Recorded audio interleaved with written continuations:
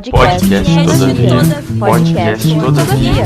Podcast todavia. Podcast todavia. Podcast todavia.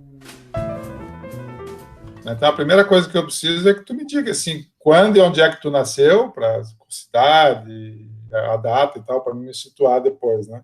Eu nasci no ano 2000. Eu nasci em Belo Horizonte, mas eu sempre morei em Itabirito. Para mim, Itabirito é a minha cidade mesmo, assim. Itabirito é interior de Minas. É bem perto de Belo Horizonte, é uma cidade menor, mas é interior da capital, assim. Eu curso psicologia na FUMEC. Como está na pandemia, eu estou no modelo remoto, no momento. Tá, mas tu ingressaste quando?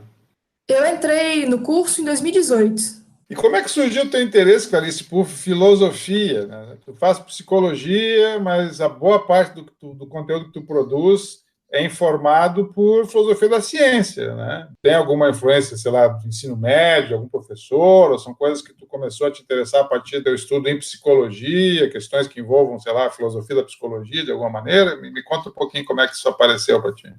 Então, eu sempre gostei de filosofia, desde ensino médio, época de escola. Porém, a filosofia que a gente viu, por exemplo, no ensino médio, ela não é a mesma coisa do tipo de filosofia que eu gosto de estudar agora. Como é que eu entrei em contato com a filosofia analítica, uma filosofia científica, hoje em dia? Isso se deu muito por eu ter feito amizade com o Vitor, que você vai entrevistar mais tarde. Nós somos parceiros de trabalho.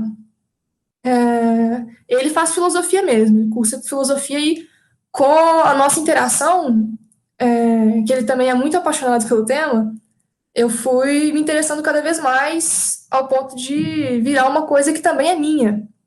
E eu passei a ver também o quão importante que isso é para as outras áreas. Eu acho que nesse momento nós muitas vezes vemos, pelo menos aqui no Brasil, não sei fora, mas a gente vê às vezes os acadêmicos se isolando em bolhas dentro da sua pesquisa, da sua área, da sua coisa, e não tem uma dificuldade de fazer uma interseção com as outras áreas, porém, existem muitos problemas que só podem ser resolvidos com essas interseções.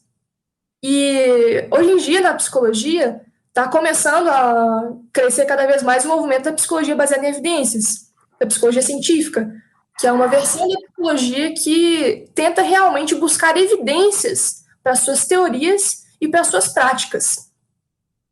Porém, ainda tem muito um distanciamento da filosofia. E sem a filosofia, a gente acaba ficando deficiente nessa luta. A gente acaba ficando deficiente em como que a gente vai colocar isso para frente.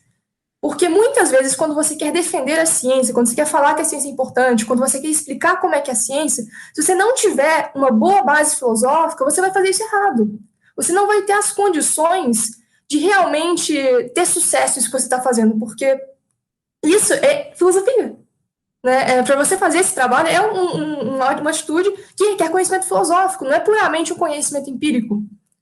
E eu acredito que seja imprescindível essa aproximação da filosofia analítica, da filosofia científica, com a psicologia e com todas as outras áreas, exatamente porque ela é uma área que vai dar base para as discussões sobre ciência. Eu imagino, assim, Clarice, vendo os teus vídeos, eu assisti os que estavam disponíveis no canal, que tu deve ter um apreço não declarado explicitamente, mas por aquele pessoal lá do Círculo de Viena, né? O Schiller, Carnap, né? O pessoal que, sei lá, o Wittgenstein do Ultratactus, tipo assim, o pessoal que começou, o Popper, claramente, né? O critério de demarcação do Popper. Tipo assim, muito do que tu fala, e essa própria postura de ter uma filosofia científica me faz lembrar muito desses filósofos do Círculo de Viena, entendeu? Isso em algum momento é consciente para ti ou simplesmente tu bem que mimetizou esse vocabulário sem saber nem de onde é que saiu, de alguma maneira? Não, na realidade, isso que você está falando não está correto. Tanto que eu tenho alguns vídeos falando sobre o que é, por exemplo, o positivismo. Porque tem muitas pessoas na psicologia que gostam de xingar quem quer fazer psicologia científica, chamando eles de positivistas. Só que é uma confusão enorme sobre o que realmente é o positivismo. E eu não sou positivista, eu não defendo o positivismo, eu não sou popperiana, eu sou uma crítica ao critério de demarcação de Popper. E eu quis trazer na realidade, eu estou tentando fazer o contrário, eu estou tentando trazer essa desmistificação.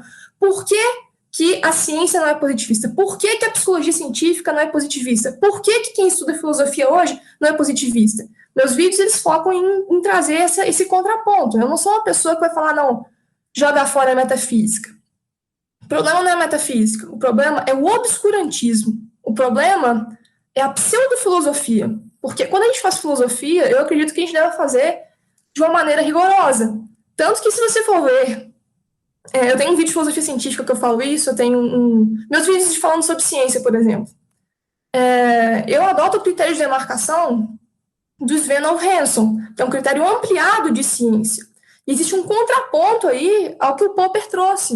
O que o Popper trouxe não representa adequadamente como que a ciência funciona. Eu não sou uma pessoa que vai falar que, não, o critério de demarcação da ciência é ser falseável. Não é isso.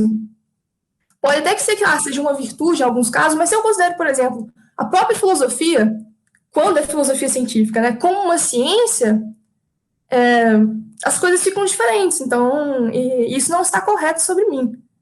Não, o meu ponto não é que você seja popperiana ou que você seja uma fã do Círculo de Viena, mas existe claramente uma confluência nos tópicos, entendeu? Mesmo, ou seja, propor algum tipo de filosofia que seja orientada, né, por uma informação empírica adequada e tentar definir quais são os limites, vamos dizer assim, com a investigação científica, são temas que surgiram nesta época. Assim, quem é que trouxe para dentro da filosofia essa discussão na filosofia contemporânea? Foram esses caras, foram o Schiller, o Carnap, o Popper, etc., né? Weismann. Eu não acho que essa associação ela seja... Não é boa, você não gosta dessa ideia? Correta, porque existem muitos avanços que foram feitos, o que a gente está discutindo no meu canal, com o Vitor, enfim, não é sobre Popper, não é sobre os positivistas lógicos, não tem tanta importância se eles trouxeram uma discussão antes, porque essas teorias já estão mortas, entendeu? Elas não são, elas são, claro, os cientistas, eles levam o Popper muito como popstar, né? Os cientistas adotam muito Popper, mas quando você analisa rigorosamente, dentro da área da filosofia, a maioria dos pesquisadores em problema da demarcação hoje, eles já consideram, não, Popper não tem nada a ver, sabe? Foi superado, assim, tem outras coisas que a gente está discutindo mais contemporaneamente. Depois do Popper, veio muita gente, veio o Larry Laudan, que tentou botar um fim, falou, não, morreu o problema da demarcação, aí o que está tendo hoje é uma resposta ao Laudan. Então, eu não acho que essa associação com o Círculo de Viena e com o Popper, ela seja adequada com as coisas que eu estou produzindo. Eu acho que não seja uma boa ideia, assim. Beleza, tá claro.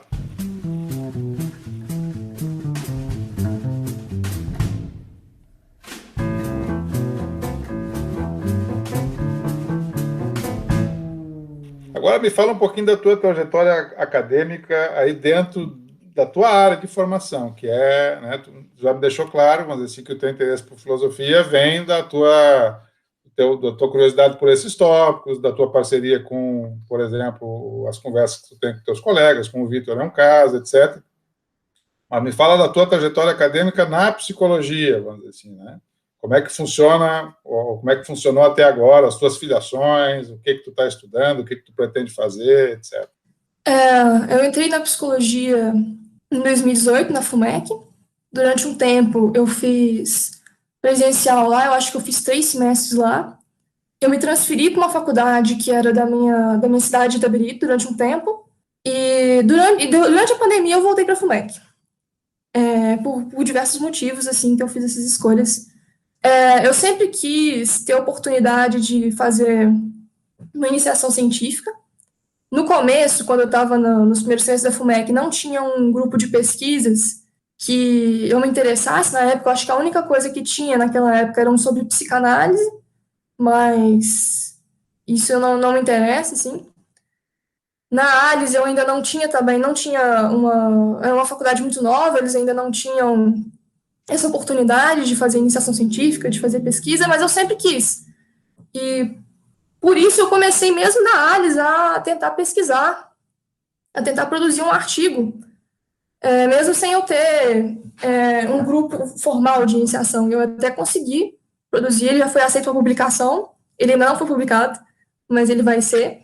E voltando de volta para o FUMEC, eu consegui começar a fazer uma iniciação científica mesmo. Agora eu faço parte de um grupo que está pesquisando saúde mental na pandemia, que chama SAMB, Saúde Mental Baseada em Evidências. A gente na iniciação científica, a gente, além de estar ajudando nas pesquisas, a gente também está produzindo alguns e-books sobre temas de ciência, temas que são importantes. Existem alguns que estão a caminho ainda, que estão em produção, mas tem um que já saiu, que chama Medidas Cienciométricas, que é de autoria minha, da Rafaela Guatimozin e da Ana Teles, que é gratuito, qualquer pessoa pode ler. Eles estão publicados no site da UEP, da Unicamp. Quem tiver interesse, eu posso te passar o link depois. Claro. E quando é que você começou o canal Psicolosofia, né? E tem alguma motivação em particular, assim, que seja relevante para ter dado esse passo? De ir para as redes sociais, querer discutir esses tópicos, né? Então, eu acho que eu quero contribuir para ajudar a mudar a situação da psicologia, para a gente poder se aproximar cada vez mais de uma psicologia realmente científica, para a gente conseguir melhorar a situação, porque existem muitas coisas que no momento elas não estão muito boas. Existem muitos conteúdos que são passados, mesmo dentro das universidades, que não são baseados em evidências, e isso é um problema em vários âmbitos, em âmbitos epistemológicos, em âmbitos éticos, e eu acredito que a situação ela precisa ser melhorada. E exatamente por eu ter essa oportunidade de estudar mais a filosofia, que eu vejo que ela vai ser uma grande aliada nesse processo. Nós ainda não estamos tendo essa parceria. Então, o que eu quis com esse canal, e que eu estou tentando fazer aos poucos, é mostrar essa possibilidade para o pessoal da psicologia também. Claro, o pessoal da filosofia também pode se interessar para ver um pouco mais como é que funciona a psicologia, mas também tem essa intenção por trás, sabe? Unir essas duas coisas, mostrar que a filosofia vai ser imprescindível nesse movimento. Além disso, também, esclarecer mais coisas sobre como que a ciência em si funciona.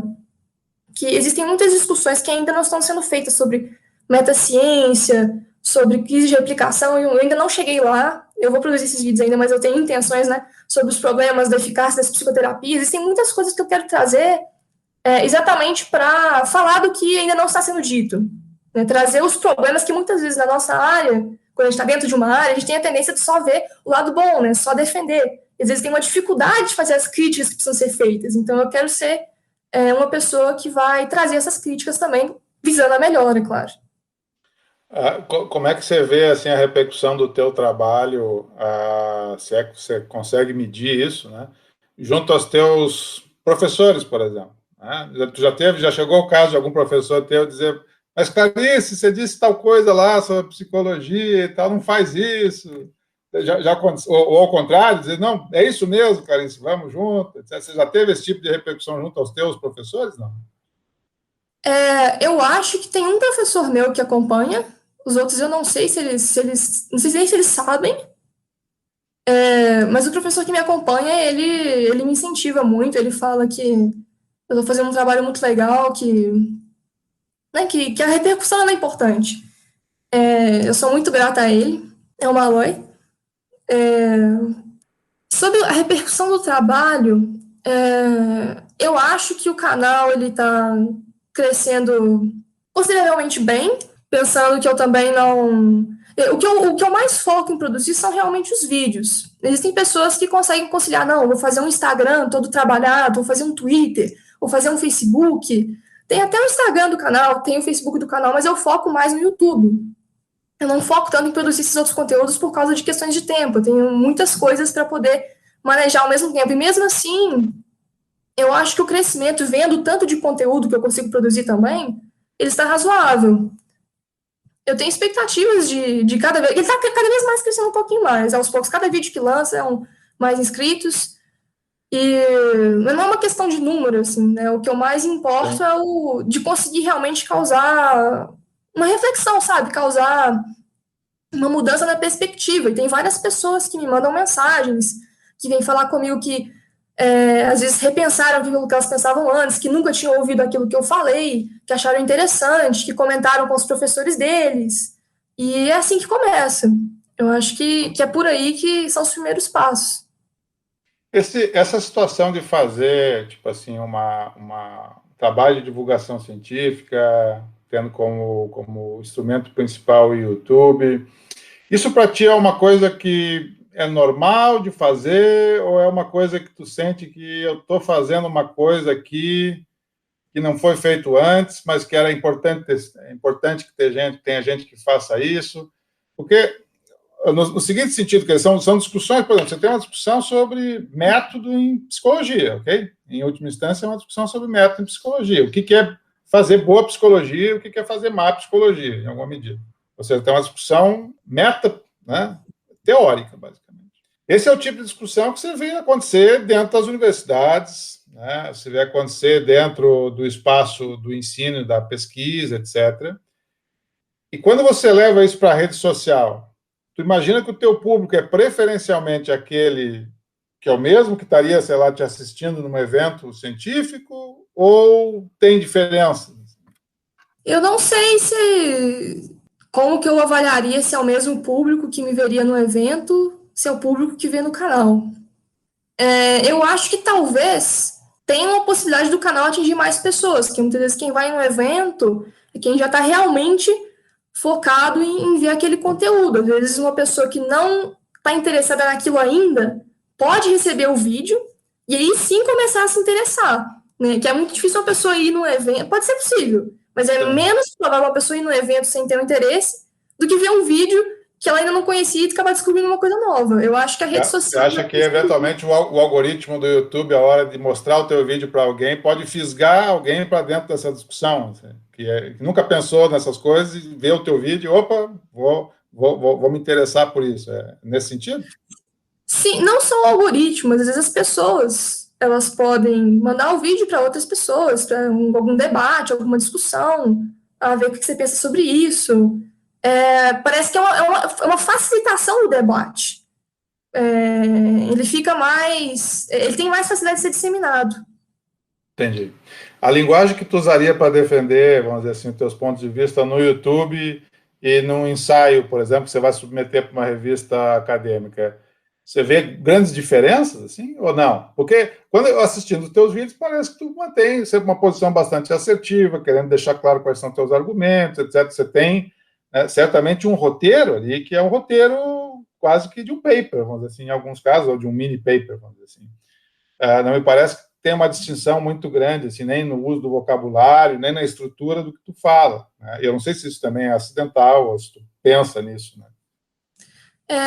Claro que vão ter algumas oralidades, né, quando a gente fala no YouTube, mas eu tento fazer os roteiros serem o mais rigorosos que eu posso. Eu tento dar meu melhor. Claro, tem vezes que eu erro, tem vezes que eu falo uma coisa que não é tão adequada, e normalmente eu deixo numa errata, ou na descrição, ou nos comentários, assim, eu fixo o comentário e falo, ó, em tal minuto eu falei tal coisa, não tá legal, e aí eu corrijo. Exatamente porque eu não acho que é simplesmente porque tá numa rede social que, sabe, tá liberado, assim, a gente pode falar o que quiser, tá tudo, sabe, não tem importância. Eu acho que tem muita importância. Eu acho que a gente tem que buscar uma responsabilidade epistêmica, seja em que meio que a gente esteja usando. Não é porque eu tô no YouTube que eu vou ser irresponsável, eu tenho que tentar embasar muito bem o que eu tô falando. Porque eu não quero que as pessoas acreditem em mim meramente, não, é porque a Clarice que falou, então tá falado. Não, eu quero que as pessoas acreditem em mim porque elas têm bons motivos para pensar que aquilo que eu falei é correto. Então eu busco ter essa rigorosidade.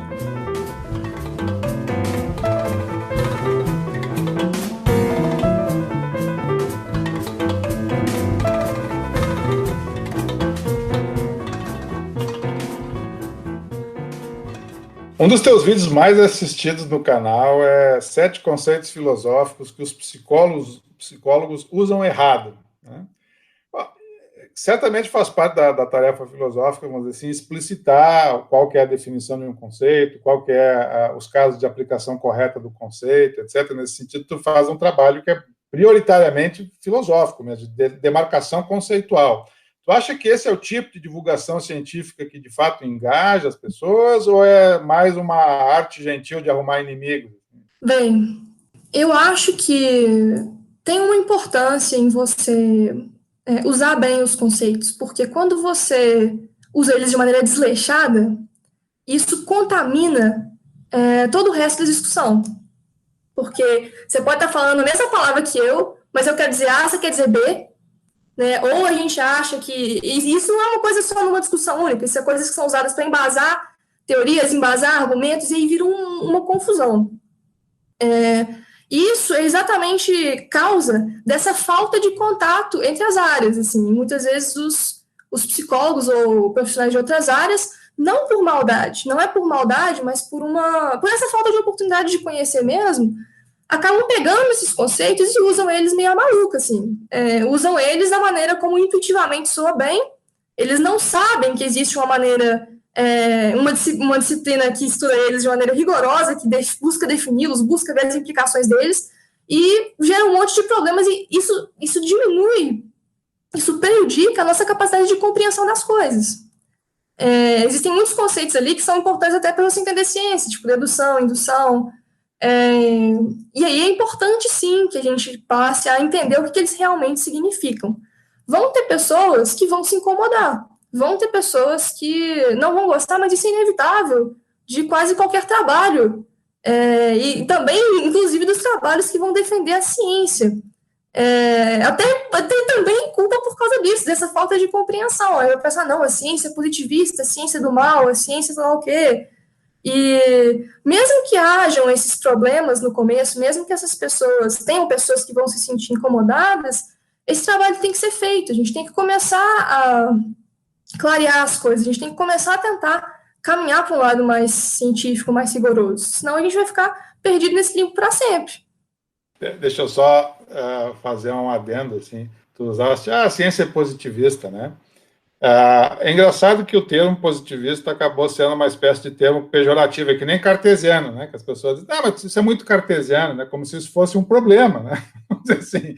E certamente eu não sou nem partidário de nenhum desses dois usos pejorativos, nem do cartesiano, a quem eu admiro muito, muito menos do positivista, a quem eu admiro talvez ainda mais, né? Pelo menos a minha pergunta no começo para ti, saber das tuas eventuais filiações ou interesse pelas discussões que aconteciam lá na virada do século XIX para o XX, nesse microcosmos ali, né, de Viena e tal, era nesse sentido. Eu realmente gosto daquelas discussões. Então, certamente não gosto das soluções, assim como tu também, né?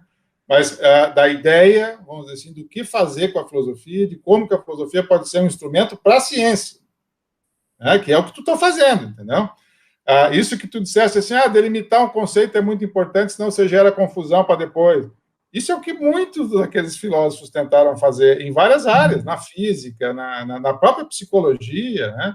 A crítica daquele pessoal, vamos dizer assim, quando vendo a psicanálise tomar corpo e dizendo assim, mas para um pouquinho, né?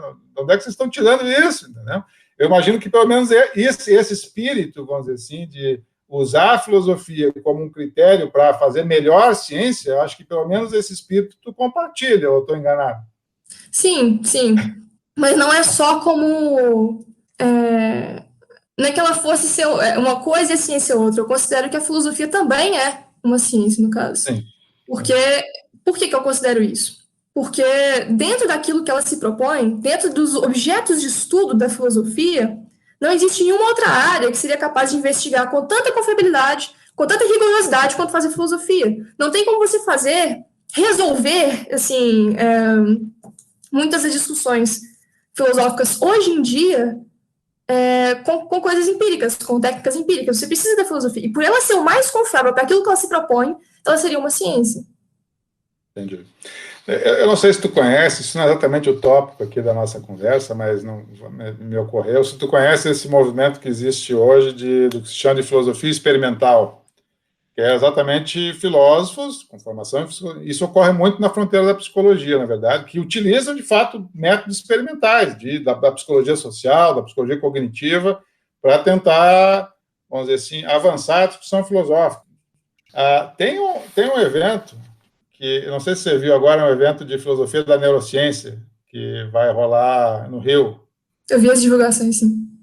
Eu vou falar nesse evento e tal, e um dos caras que eu convidei para o evento, eu participo do comitê científico, é um cara chamado Jonathan Phillips, que é um cara que trabalha no Dartmouth College, né? E esse é um dos caras, tipo assim, o cara ele tem formação em linguística, psicologia cognitiva e trabalha com filosofia experimental, entendeu?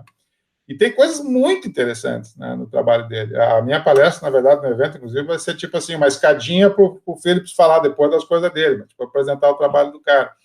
Então, assim, eu te recomendo, né, e vai ter uma galera, assim, tem um monte de gente, né? Tem um tema em geral, que é o negócio da livre-arbítrio, né, e deliberação ética e tal, mas isso é um guarda-chuva muito geral. A maior parte das pessoas que vão falar ali, eu acho que são coisas que tu ia curtir, assim. Estou fazendo propaganda aqui para ti.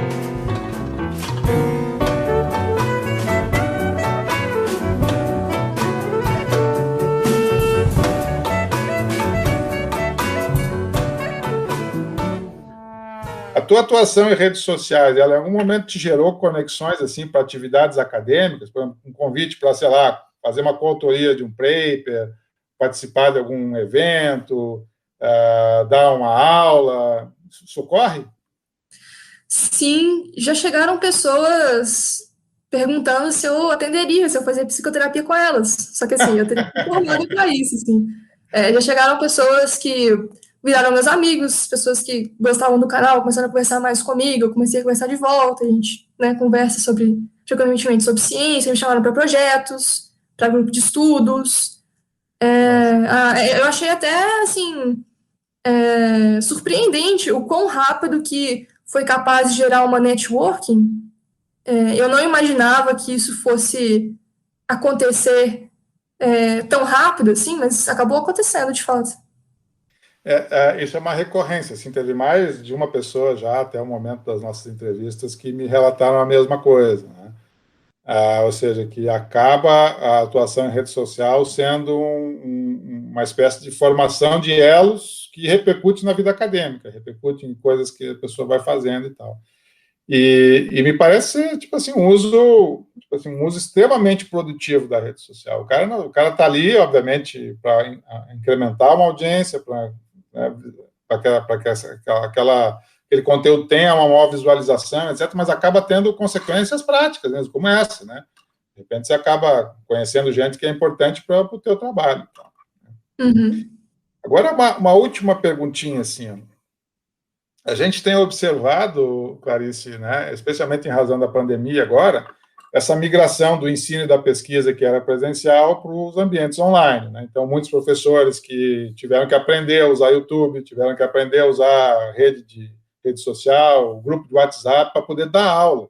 E, às vezes, inclusive, para tocar projetos de pesquisa, né? Na área de humanidades, isso é muito evidente. Então, assim, o YouTube, Instagram, Facebook, WhatsApp acabaram servindo como ferramentas didáticas, na verdade, né? E tu acha que esse movimento, vamos dizer assim, de ocupação da universidade, gerando conteúdo em rede social, tu acha que isso é um fenômeno, vamos dizer assim, que a gente está observando agora em razão das circunstâncias da pandemia e que isso tende a diminuir depois que essas restrições de não presencialidade acabar, ou você acha que isso é um movimento que veio para ficar, assim, que as pessoas que ocuparam esse espaço vão querer permanecer nesse espaço depois que a pandemia passar? É muito difícil eu É um opinar. palpite, na verdade, né? É difícil falar sobre o que vai acontecer no futuro, mas qual que é a tua sensação em relação?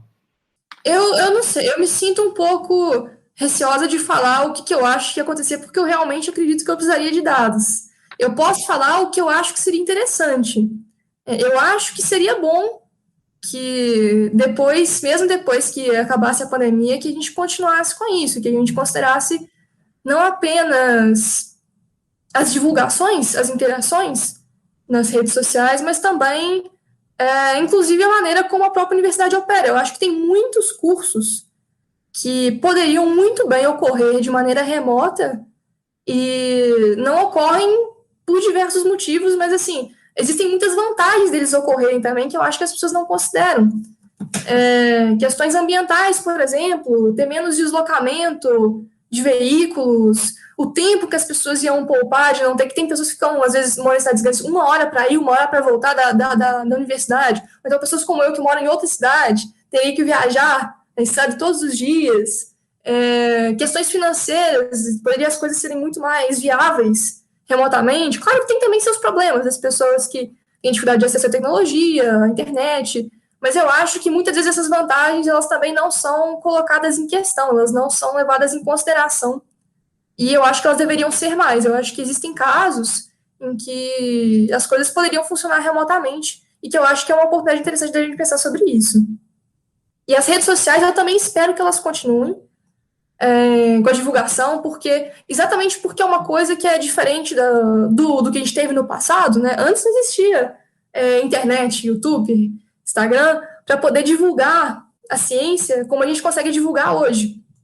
A gente consegue atingir muito mais pessoas através dessas mídias. E já tem muitos pseudocientistas usando as mesmas plataformas para disseminar desinformação. Tem que ter um contrapeso nisso daí, pelo menos, né? Se a situação não pode ser diretamente alterada, pelo menos um contrapeso. Então, eu acho muito importante que isso continue. Tem um ponto que eu já ouvi de várias pessoas dizer, pensa no seguinte, assim, o uso de rede social para gerar bullshit, né? Tipo assim, Olavo de Carvalho, né? Como é que esse cara se criou, né? Esse cara se criou porque, eventualmente, as pessoas que tinham interesse em filosofia, o que encontravam eram ele. Eu quero fazer um curso de filosofia, quem que tinha? O Olavo de Carvalho, entendeu? Ou seja, então, quando você fala de fazer um contrapeso, é bem isso, que eu acho que você está tocando num ponto que é fundamental, que é assim, tem que ocupar esse espaço, porque senão fica à mercê de vigaristas de todo tipo, entendeu? Sim. Então, eu acho que tem um efeito que pode ser, tipo assim, de gerar um balanço importante aí. Sim, e a ideia não é ser uma coisa individual, é ser uma coisa social, é ser uma coisa coletiva. A gente tendo mais informações, nós avançamos juntos. A ciência avança. E se agora a gente tem essa ferramenta que é a internet, a tecnologia, as redes sociais, vamos aproveitar. Perfeito. Olha, Clarice, eu queria te agradecer muito. Eu adoro o teu tom assertivo nas coisas que tu fala, entendeu? Eu acho que isso assim, não é todo mundo que tem esse tom, e é muito bom, entendeu? Ver assim, uma jovem pesquisadora que, tipo assim, não, eu vou defender isso aqui porque eu acho que é isso mesmo e é isso, entendeu? Tipo assim, quando tu objetou, por exemplo, a minha associação que eu fiz do teu trabalho ao Círculo, não, mas não é nada disso, não é exatamente esse tipo de postura, eu espero que tu nunca perca, entendeu? Seja perante quem for, um professor, um cara na rede social, quem for. É sensacional, eu acho que é uma das tuas marcas, vamos dizer assim, nas coisas que eu assisti, que é essa coisa de, não, esse é o meu ponto de vista, eu tenho bons argumentos para estar dizendo que eu vou estar dizendo aqui, e eu vou dizer, e é isso aí. Tipo assim, botar que as pessoas estão usando errado, e botar, tipo assim, letra, né, garrafal, vocês estão usando errado esse termo, não é isso. Isso é muito bom, sabe? E às vezes, tipo assim, a desinformação se cria porque não tem quem diga isso claramente para as pessoas, entendeu? Ou deixa passar e tal. Não dá para deixar passar, né? Existe, acho que, um dever, né, epistêmico, como tu disseste em vários momentos, assim, um dever epistêmico de objetar quando você acha que alguma coisa está sendo mal, um conceito mal empregue, né, uma afirmação que não tem evidência, etc. Então, esse eu acho que é uma das coisas que me chama muita atenção na tua postura e, assim, é muito elogiável. Parabéns. Muito obrigada. E, do mesmo modo, também é importante ter abertura para o contrário, para se alguém chegar com os bons argumentos que mostram que se a pessoa está errada, você mudar de ideia também. Não. Eu tento fazer isso o máximo que eu posso. A gente tem vieses, a gente tem tendências de se prender nas nossas crenças, mas eu tento ao mesmo tempo. Muitos filósofos pensam que é o seguinte: eles associam associam ativismo, associam ser afirmativo com incapacidade de você mudar de opinião. Só que essas coisas podem estar desconexas. Assim, você pode muito bem ser capaz de mudar de opinião com base em novas evidências, porém, quando você tem as evidências, qual que é o problema de você ser assertivo? Você entende? Uma coisa não exclui a outra. E eu acho que isso também é uma coisa interessante para os filósofos pensarem.